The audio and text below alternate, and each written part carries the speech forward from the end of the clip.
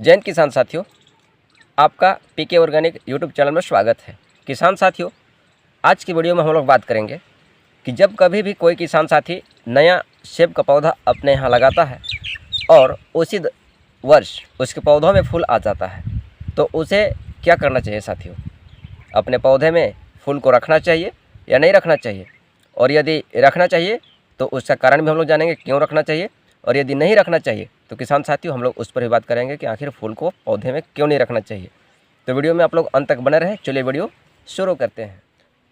किसान साथियों, हम लोग अपने मुख्य विषय पर बात करते हैं और मैं स्क्रीन पर अपने पौधे का जो हमने फ़ोटो लिया है और जो हमने उसका वीडियो बनाया है उसका क्लिप भी आपको साइड में दिखा दे रहा हूँ।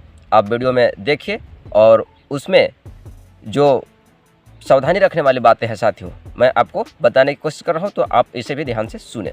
साथियों, जब भी पहली बार आप अपने पौधे लगाते हैं और उस पर फूल आ जाते हैं तो क्या करना चाहिए।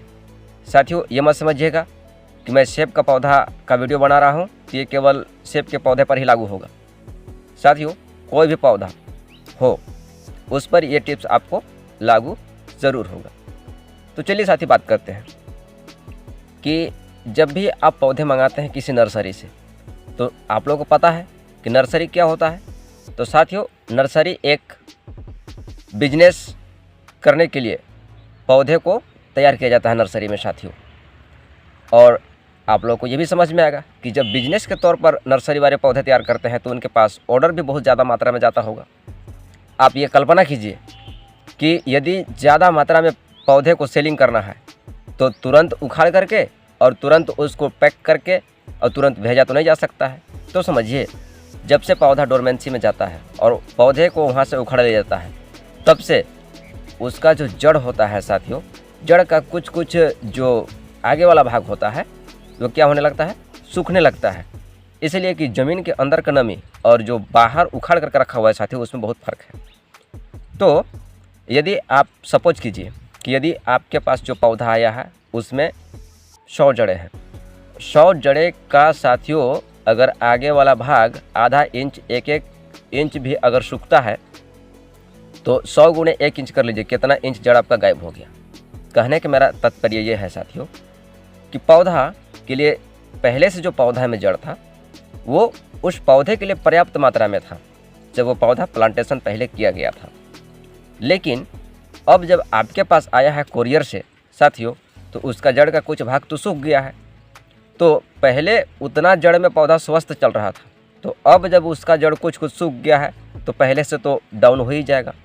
कहने का मतलब यह है कि जितना रफ्तार पहले से था उस जड़ में, जो पोषक तो पहले से वो ग्रहण करता मिट्टी से, उतना आप तो नहीं कर पाएगा। इसलिए कि सभी जड़ों से थोड़ा थोड़ा हिस्सा तो कट करके सूख गया है, मतलब कम हो गया है। तो इससे पौधा क्या हुआ, आपका थोड़ा सा कमज़ोर हुआ। और आप लोग को ये भी पता है साथियों कि जब किसी पौधा में फूल बनता है तो समझिए उसके बच्चे की तरह होता है।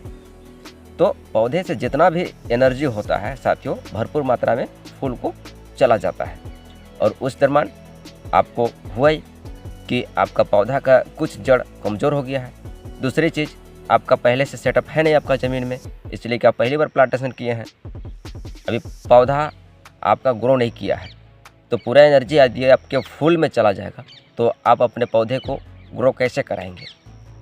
इसलिए साथियों, जब कभी भी आपके नए सेब के पौधों में फूल आता है तो साथियों उस फूल को बेहतर यही होगा कि आप तोड़ दीजिए। हालांकि इसको आप महसूस करिए कि हमारे यहाँ भी फूल आ रहा है सेब में, तो अच्छी बात है और ज़्यादा उम्मीद भी नहीं करना है, इसलिए कि समय के साथ ही कोई कार्य होता है।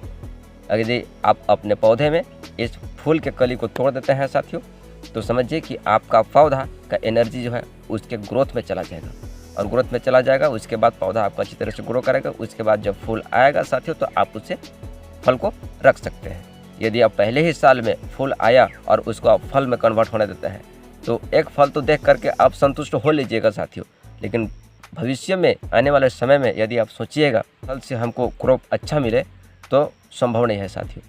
संभव इसलिए नहीं है कि आपका पौधा जब पहले विकास ही नहीं करेगा तो भरपूर क्रॉप आपको देगा कहाँ से।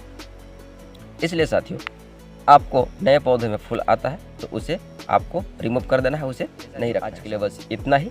वीडियो अच्छा लगा होगा, वीडियो को लाइक कीजिएगा, शेयर कीजिएगा और इसी तरह की जानकारी पाने हेतु साथियों आप मेरे चैनल को सब्सक्राइब जरूर कीजिएगा। मिलेंगे फिर किसी अन्य वीडियो में, तब तक के लिए जय हिंद।